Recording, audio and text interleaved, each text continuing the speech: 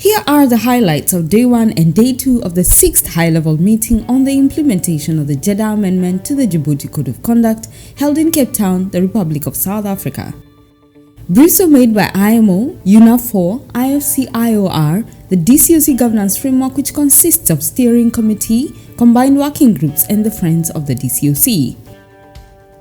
Topics handled included but were not limited to transnational organized crimes, new and emerging threats at sea, practical collaboration between implementing partners and the DCoC countries, operationalization of the regional information sharing network.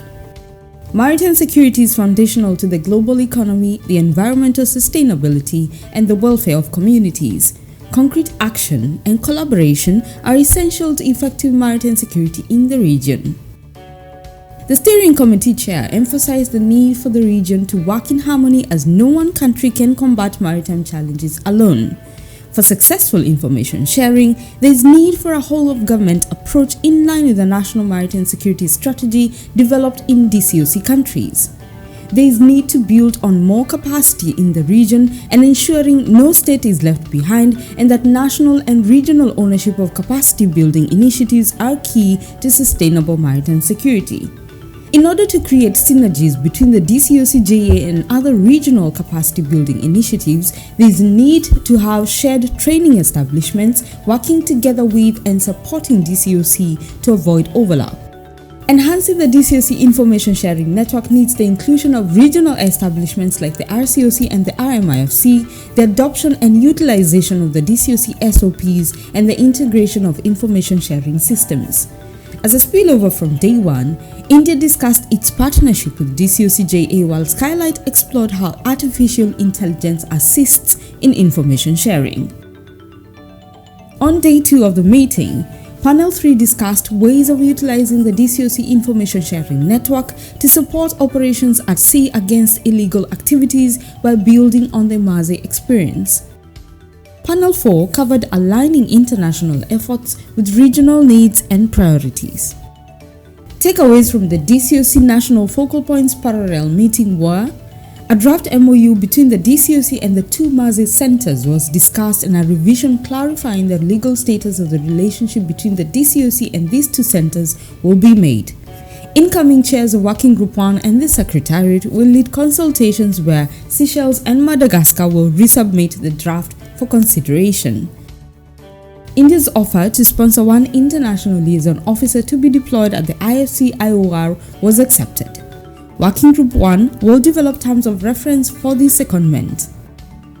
Working Group 2 chair will coordinate with chairs of the thematic working groups to include the adopted subcommittees in the terms of reference. A follow-up to Oman on a proposed chairmanship to the new and emerging threat subcommittee will be made. Active resource mobilization with donor partners will be engaged towards making financial contributions to the DCoC Trust Fund and providing technical assistance in the implementation of the DCoC objectives. Maximizing on the capacity building coordination matrix in providing training exercises to enhance coordination and minimize duplication will be crucial. Developing and maintaining the DCoC annual training programs and creating engagement with Friends of the DCoC to ensure support aligns with regional needs and priorities.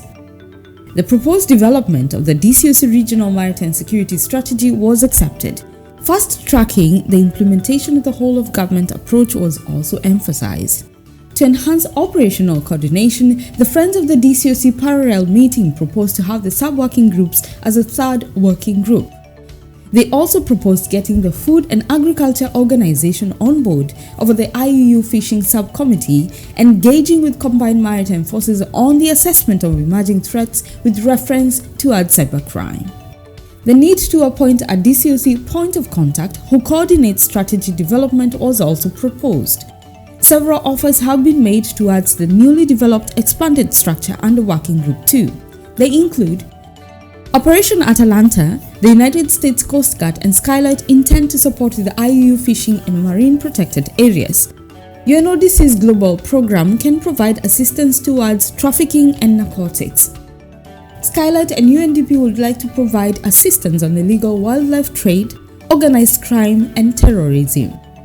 The ISS intends to chip in support towards organized crime and terrorism as well. The United Kingdom is happy to help on port security. Offers were also made to support training on planning, concept building and strategy development. Member states to the Djibouti Code of Conduct appreciated the efforts of Crimario 2 in supporting the region, especially through the provision of IORIS. All other partners providing complementary systems to the region were recognized and appreciated. Discussions on 4 Cape Town 2023 resolutions will be made and the summary of outcomes before the official closing of the meeting today. All materials used in this meeting will be availed on the DCoC website, that is www.dcoc.org. To South Africa, thank you for your hospitality. Mzansi Africa, Nkosi Ngobubele Bako.